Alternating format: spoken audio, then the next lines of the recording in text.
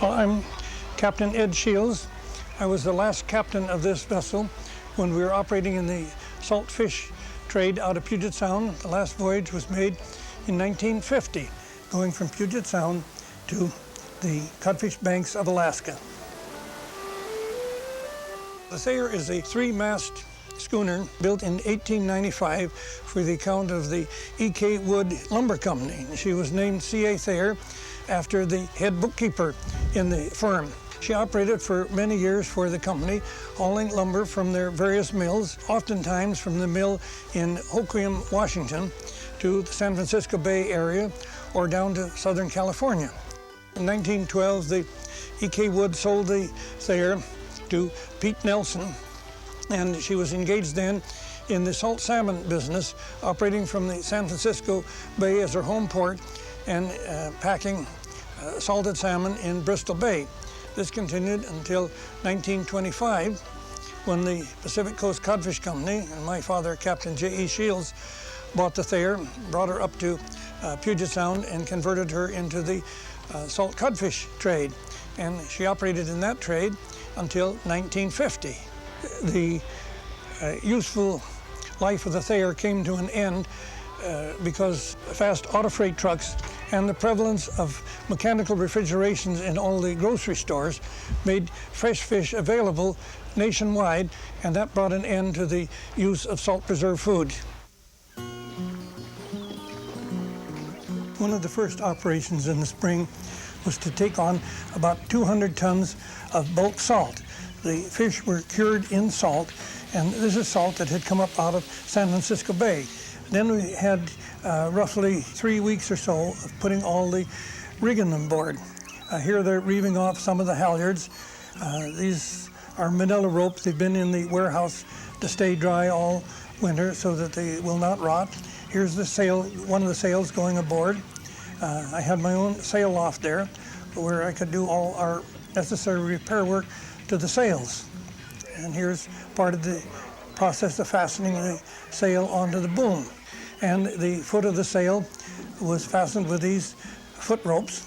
And then taking palm and needle, you sewed the ends of the line so that the knot would come untied.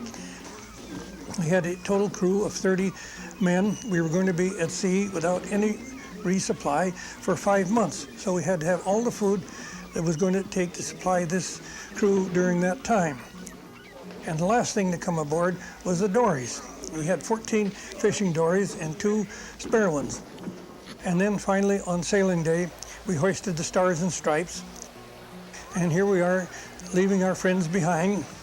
There's literally the butcher, the baker, the highway patrolman, and there's my wife on the dock with 2 of our children. My wife is wearing the checkered skirt, and my youngest son in her arms there. None of us will set foot on land for approximately 5 months. The towboat took us out maybe 10 or 15 miles offshore, blew the whistle and cast off the line, and we proceeded to put up the sails. They went up one at a time, and we had a gas engine on board that would do it. And you can see the sails, some are brown, which is the waterproofing on them. There's white patches where they have been repaired. Nothing was new in the line of sails. They're literally hand-me-downs. Here's everything is up except the mainsail. And there's coming up. When we get out here, the vessel is acting in the sea and it comes to life. And it's like an entity, whereas in port, it's just a dead, innate object like it is here. But when the vessel is rolling and reacting to the sea and the man at the wheel is steering, the sails are creaking and blowing. The vessel is listing a little bit with the pressure of the wind on the sails. It's a different type of life altogether.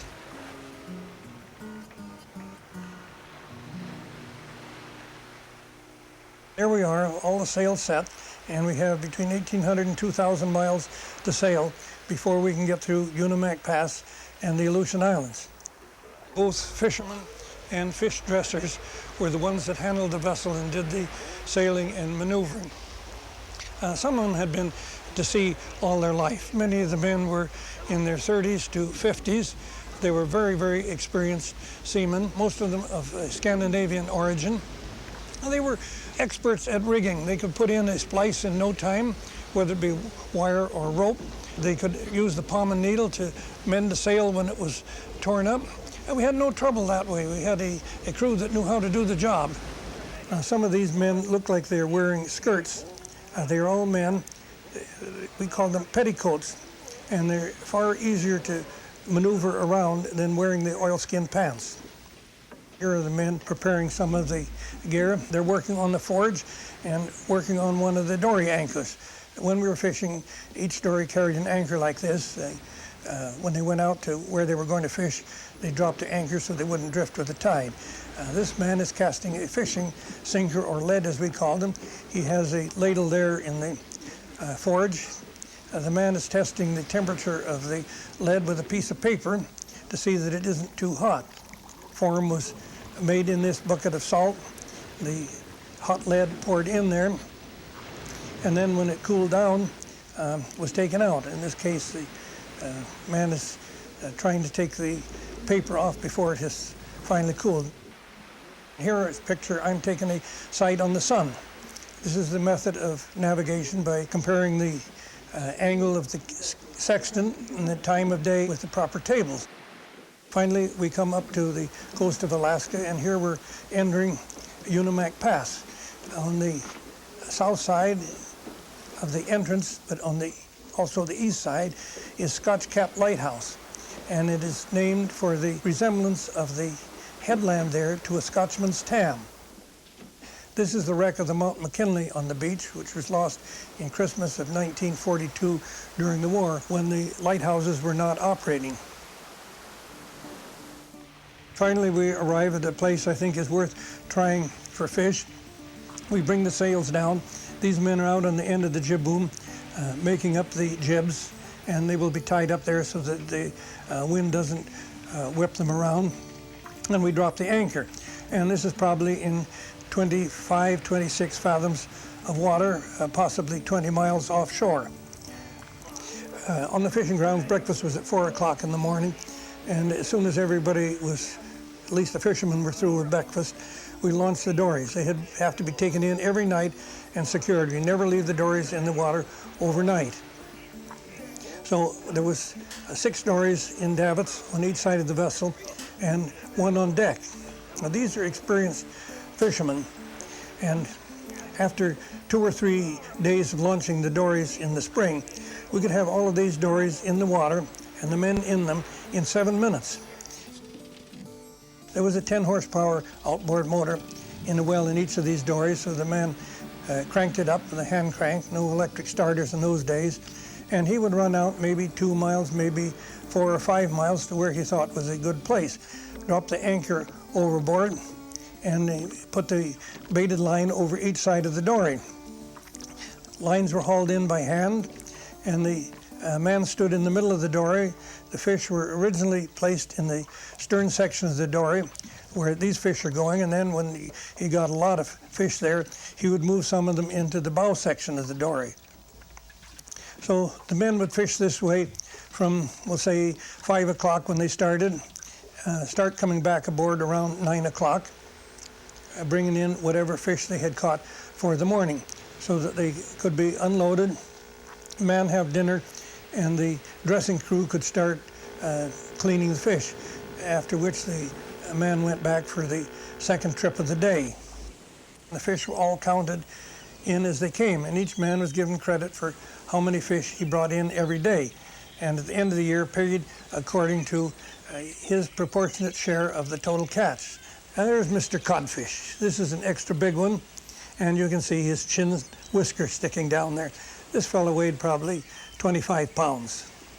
The first operation in the dressing of the fish was to put him into this heading box, where this man split the belly open and took the head off.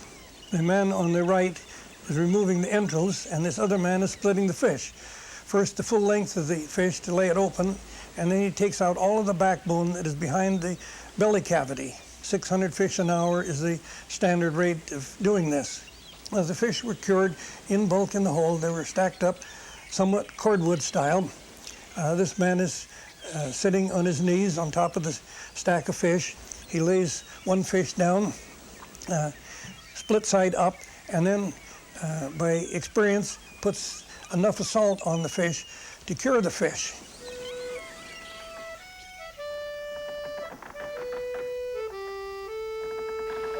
We would move around during the summer, place to place. Sometimes we had to set the sails, but here we are at the end of the season, setting the sails for our trip home. When we came home in 1950, we did not know that was going to be the last trip. To be out on a sailing vessel like this is a beautiful sight when there's no vibration from an engine, no exhaust smell. There's the creaking and groaning of all the parts and riggings as the vessel rolls, but she just continually rolls very peacefully like this as she is sailing along.